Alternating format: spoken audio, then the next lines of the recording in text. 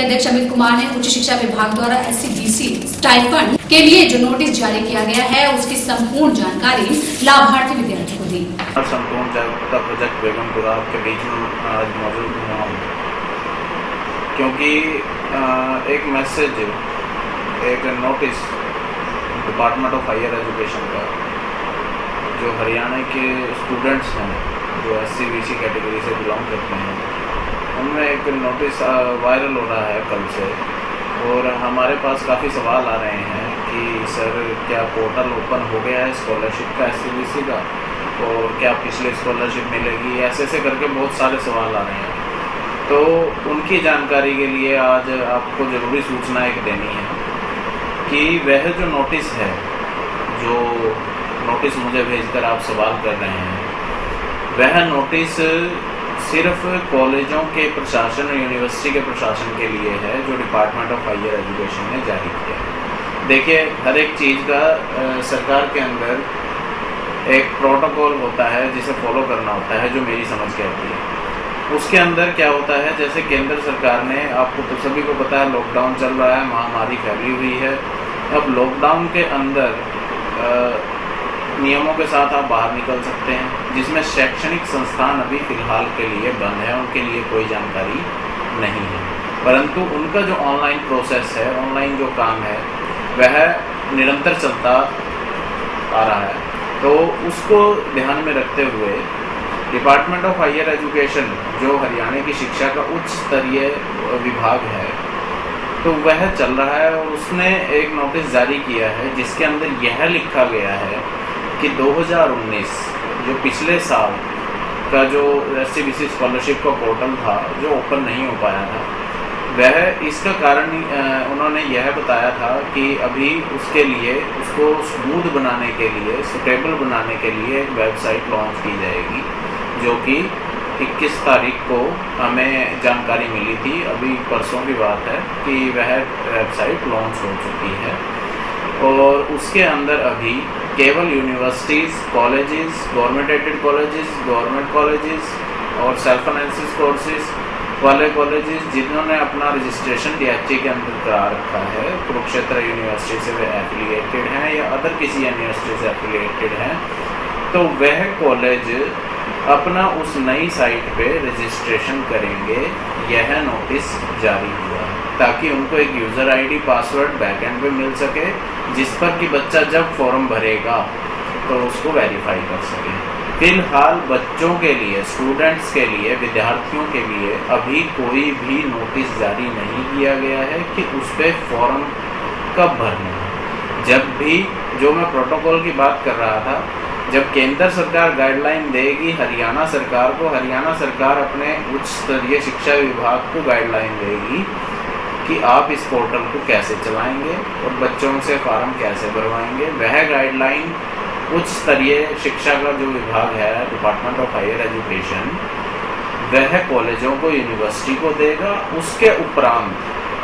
Colleges प्रशासन, university का प्रशासन अपने नोटिस जारी करेगा, बच्चों तक, स्टूडेंट्स तक, आप तक यह जानकारी पहुंचाएगा। तब आपको वह फॉर्म इस वेबसाइट पे, इस पोर्टल पे भरना होगा। अभी के लिए आपके लिए कोई सूचना नहीं है, यह केवल कॉलेजों के लिए है। तो किसी भी व्यक्ति या किसी भी ऐसे दुकानदार या किसी भी ऐसी संस्था जो जिनसे आप संपर्क में रहते हैं इन काम के लिए या अपने किसी भी सामाजिक काम के लिए, तो कृपया बिना किसी तथ्य और बिना किसी प्रमाणिक सबूत के किसी की भी बात पर विश्वास करके आप कॉलेज तक पहुंचने की कोशिश ना करें, लॉकडाउन के नियमों का उल्लंघन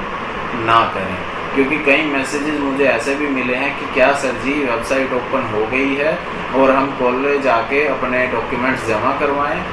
ऐसा कुछ नहीं है अभी, जब तक आपको कोई सूचना आधिकारिक तौर पर कॉलेज प्रशासन द्वारा नहीं मिलती, अपने कॉलेज की ही बात माने, और जब तक नहीं मिलती है ऐसी कोई सूचना कॉलेज के द्वारा, तब तक आप घर पर रहें, सुरक्षित रहें, अपनी जो स्टडी है घर से ही निरंतर जारी रखें, जैसा कि कॉलेज ने आपको प्रोटोकॉल दिया होगा। पहली बात तो ये। दूसरी बात कि 2019 का हमारा जो पोर्टल नहीं चल पाया था उससे भी हमें काफ़ी दिक्कत है, क्योंकि 2020 भी निरंतर चलता जा रहा है और जून पर हम पहुंच चुके हैं, तो अगली भी स्कॉलरशिप चलनी है। तो जब यह पोर्टल ओपन होगा स्टूडेंट्स के लिए, मैं आपको पहले से ही एक चीज़ बता देना चाहता हूँ कि उस समय आपके जो डॉक्यूमेंट्री है, कृपया करके उसे कंप्लीट पहले से करके रखें। ऐसा ना हो कि हमें जब ये पोर्टल चले और इसके 1 महीने की डेट मिले या 1.5 की मिले या 2 की मिले, तो उस समय में हमारे डॉक्यूमेंट्स ही कंप्लीट ना हो। तीसरी सबसे बड़ी बात कि ये जो पोर्टल है, इसके अंदर जब हमारी ट्रेनिंग हुई थी इस पोर्टल को लेके, जब इसे लॉन्च करने से पहले एक ट्रेनिंग हुई थी, तब हमने उसमें डिपार्टमेंट ऑफ हायर एजुकेशन से कुछ क्वेश्चंस किए थे।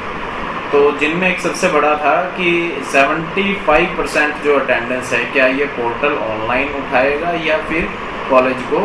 इसमें बच्चे की अटेंडेंस देनी होगी। तो मेरा आपसे स्ट्रिक्टली एक रिक्वेस्ट, आप इसे समझ लीजिए या आप गाइडलाइन समझ लीजिए बेगमपुरा संपूर्ण जागरूकता प्रोजेक्ट द्वारा, कि फर्दर SC/BC कोई भी स्टूडेंट्स जो एलिजिबल करता है इस स्कॉलरशिप के लिए, वह कृपया अपनी अटेंडेंस 75% रखे according to the DHE norms. Otherwise आपकी जो स्कॉलरशिप है वो आपको नहीं मिलेगी, जिसे आप स्टाइफंड को स्कॉलरशिप कहते हैं। एक्चुअल में स्टाइफंड है जो पढ़ाई के साथ साथ आपको दिया जाता है केंद्र सरकार के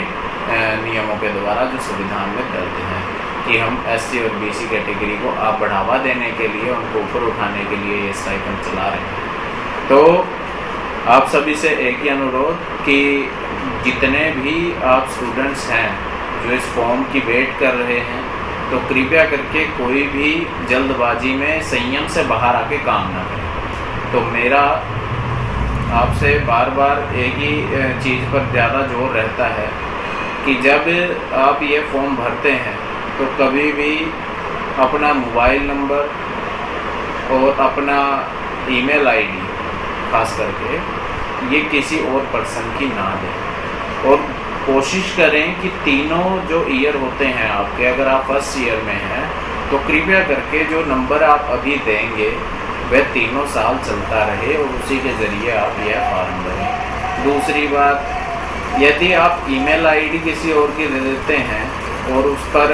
कोई ज़रूरी इन्फॉर्मेशन आनी होती है, तो वह वापस लाने के लिए हमें पंचकूला DHE से डील करनी पड़ती है। और आपकी जानकारी के लिए यह भी बता दूं कि 52,000 से ज़्यादा बच्चे यह फार्म भरते हैं और वह डिपार्टमेंट देखता है, और पूरे हरियाणा से सभी कॉलेजेस इसको अप्लाई करवाते हैं। तो उनके पास इतना भी समय नहीं होता बार बार कि किसी की करेक्शन की जाए, जबकि वह करेक्शन करते हैं। वह पूरी आपकी समस्या को दूर करने का प्रयास करते हैं। कॉलेज प्रशासन आपका पूरा साथ देता है, परंतु उस समय जिस समय यह फार्म चल रहा होता है, हमें ऐसा लगता है कि प्रशासन साथ नहीं दे रहा और पंचकूला का प्रशासन साथ नहीं दे रहा, तो वह बहुत बड़े एक क्षेत्र में, बहुत बड़े एरिया के बच्चों का काम कर रहे होते हैं। तो कृपया करके यह गलती ना करें। यह गलती नहीं होगी यदि आप यह फार्म ऐसी दुकान पे, ऐसे साइबर कैफ़े पे नहीं भरवाएंगे जिसको इस चीज़ की बिल्कुल भी जानकारी नहीं है। यदि आप इस फार्म को खुद नहीं भर सकते तो किसी ऐसे संस्थान या कॉलेज के टीचर्स की हेल्प लेकर आप इस फार्म को भरिए, ताकि इसमें कोई गलती ना हो। कुछ दिनों के बाद यह उम्मीद जताई जा रही है, संभावना जताई जा रही है कि यह फार्म ऑनलाइन होगा और इस कॉलेज इसको अपने तरीके से, यदि लॉकडाउन रहता है इसके बाद भी, तो कॉलेज इसको अपने तरीके से आपसे डील करके इसको भरवाएगा। परंतु जब तक कॉलेज कोई नोटिस जारी ना करे, आपको मैसेज ना दे, तब तक आप लॉकडाउन के किसी भी नियम का उल्लंघन नहीं करेंगे। यह मेरी आपसे विनम्र प्रार्थना है।